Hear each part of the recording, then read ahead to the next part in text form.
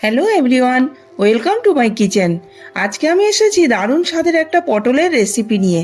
পুজো আসছে, ওই একঘেয়ে পটলের তরকারি না বানিয়ে এটা অবশ্যই একবার ট্রাই করতে পারেন। প্রথমে পটলগুলোকে আমি খুব ভালো করে ধুয়ে নিয়েছি। এবারে এর এইভাবে ছোকলা ছাড়িয়ে নিয়েছি, একটু একটু ছোকলা রেখে দিয়েছি, তাতে করে পটলগুলো ভাজার পরে একদম নরম হয়ে নেতিয়ে যায় না। আর দুই সাইডে একটু একটু চিড় লাগিয়ে নিয়েছি। দেখুন, সব পটলগুলোকে আমি চুলে এভাবে রেডি করে নিয়েছি। এবারে কড়াই গরম হলে 1 টেবিল স্পুনের মতন সাদা তেল দিয়ে দিয়েছি আমি। আপনি চাইলে সর্ষের তেলও দিতে পারেন। সামান্য পরিমাণের হলুদ আর একটু নুন দিয়ে পটলগুলোকে ভেজে তুলে নেব।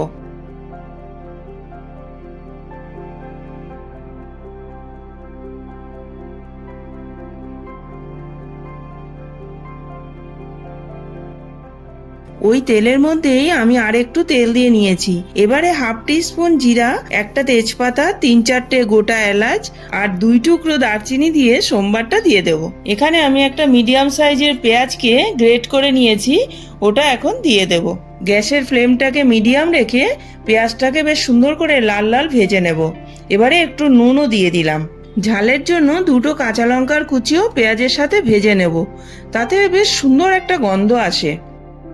দেখুন, পেঁয়াজটা খুব সুন্দর করে ভাজা হয়ে গেছে। এবারে 1 চামচ আদা রসুন বাটা দিয়ে দেব।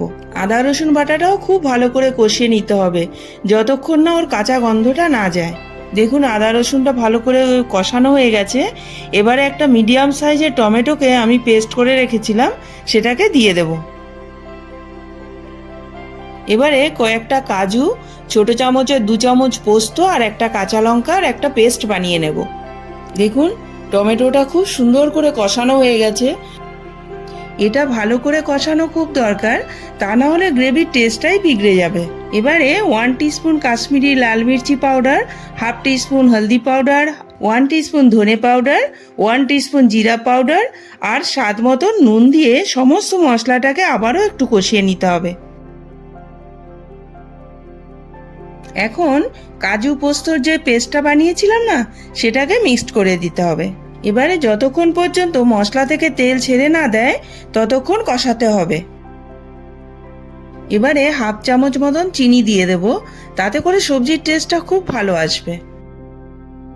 দেখুন, মশলাটা দারুণ সুন্দর করে কষানো হয়ে গেছে। এবারে আমি পটলগুলোকে মিক্সড করে দেব।